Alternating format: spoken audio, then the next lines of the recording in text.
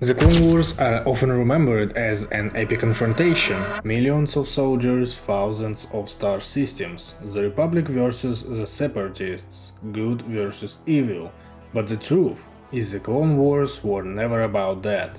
This is a tragedy, a war that was lost before it even began.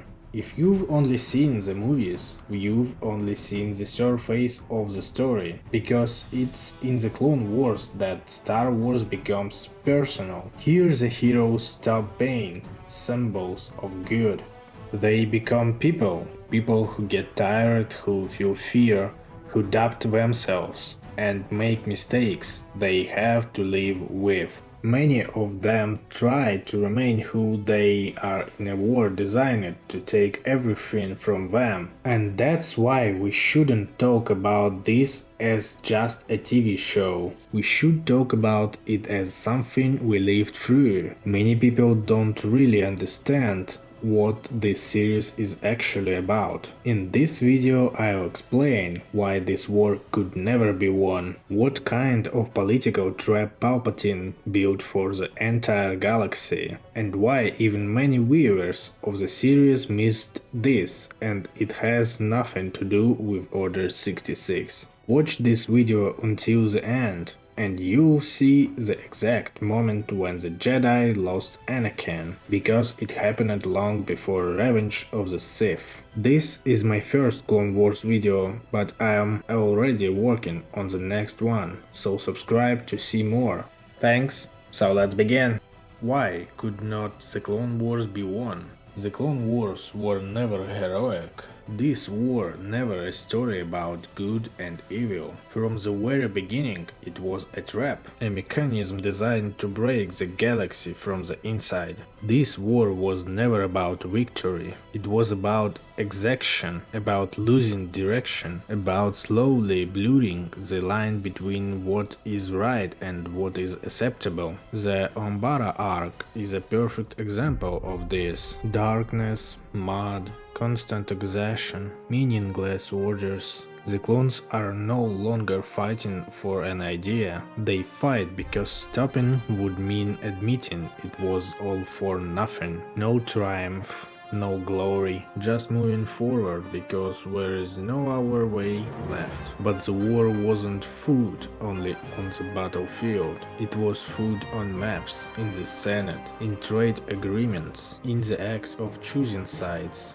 The galaxy wasn't divided only into the Republic and the Separatists. Most systems wanted to remain neutral, they didn't want to fight, they didn't want to choose a side. Palpatine understood this perfectly. He wasn't just manipulating events, he was manipulating people. The war allowed him to pull neutral systems into the conflict. Some choose the Republic, others choose the Separatists. And that was the real trap, because the moment a planet chooses a side, it becomes tied to the outcome of the war. And Palpatine knew that. It didn't matter who you fought for, what mattered was that you were already involved. And when the war ended, the Empire controlled far more worlds than the Republic ever did before the war, not through conquest, but through choice, a choice those worlds had made long ago. Unfortunately, the Jedi were never distracted by the war. For too long, they failed to notice the enemy inside the Republic itself, and when they finally did, it was already too late. Palpatine used the war to force the Jedi into fighting, even though they were never meant to be soldiers. They were meant to be guardians of peace and balance in the galaxy, to listen to the Force, but the war turned them into generals, a role the Jedi were never supposed to play, and that slowly destroyed the Order from the inside. By the 6th season, even Yoda admits it, the Jedi had lost their way. They didn't fall to the dark side. The war simply pulled them away from the light and from the Force itself. Anakin Skywalker was also pulled away from the light by the war. He didn't fear death, he feared loss, and that fear was born long before the the Clone Wars on Tatooine when he lost his mother. He was never taught how to let go. He learned what it means to lose someone you love and be completely powerless to change anything. That would never healed. The war on the kept reopening it. That's why Anakin clung so desperately to those he cared about. Ahsoka, Obi-Wan, Rex, R2, Padme. He was willing to go against orders, against the council, against logic itself, just to make sure he would not lose anyone else. And while the Jedi Council refused to truly listen to Anakin, Palpatine became the one who did. He did what the Jedi Council should have done. He didn't push, he didn't command, he didn't intimidate, he listened and he understood. He called Anakin son when no one else did. He saw Anakin's fear and he knew exactly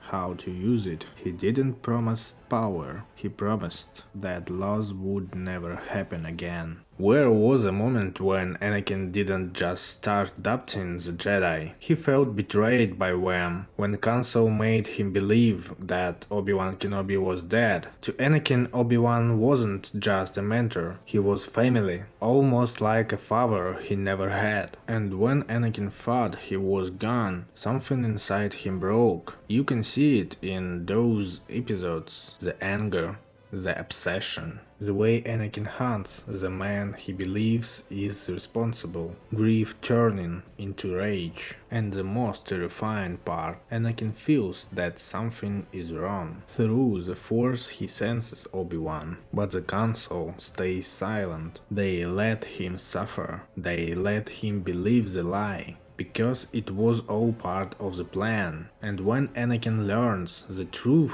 that Obi-Wan was alive, that the Council used his pain as an operation, that's when the real damage is done, because Anakin learns a dangerous lesson. The Jedi will use his feelings when it benefits them, but they will never fully trust him with the truth. That was the seed of distrust planted in Anakin's heart. If Obi-Wan's story planted doubt, Ahsoka's arc destroyed everything that was left. Because this was not politics, this was personal. Ahsoka Tano was not just a Padawan. She was Anakin's responsibility, his student, his little sister. And then the Jedi Council turned their backs on her. They didn't just accuse Ahsoka. They showed Anakin who the Order was willing to sacrifice. The evidence was weak, the situation was unclear, but fear made the decision. The Council chose safety over trust, control over compassion. They expelled Ahsoka to protect themselves. Anakin was the only one who truly believed in her, the only one who kept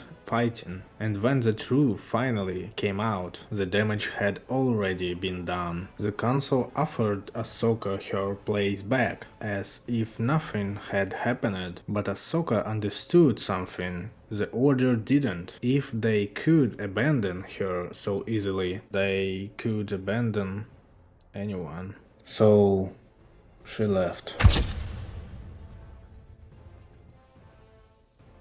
And when Ahsoka left the Order, she didn't leave alone. She took Anakin's trust with her. She was lucky to have Anakin, because thanks to him she was cleared. But what if it had been Anakin in her place? No one would have fought for him. For the first time his fear was confirmed.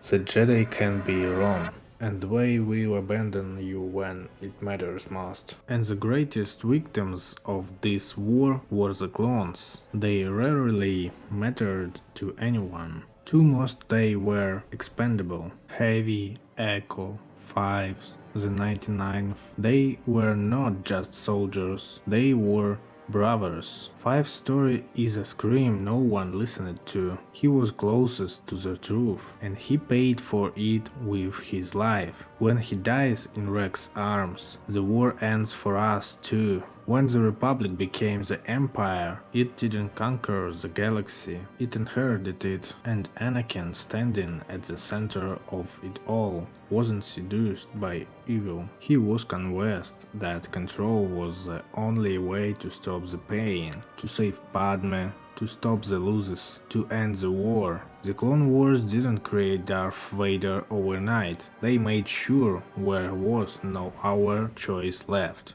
The Clone Wars are not a story about victory, because no one won. It's a story about what was lost, about what was sacrificed, and about what stayed with us. And this is only the beginning, because it's impossible to tell the full story of the Clone Wars in one video. So in the next video I'm going to tell you how Anakin fell to the dark side long before Revenge of the Sith.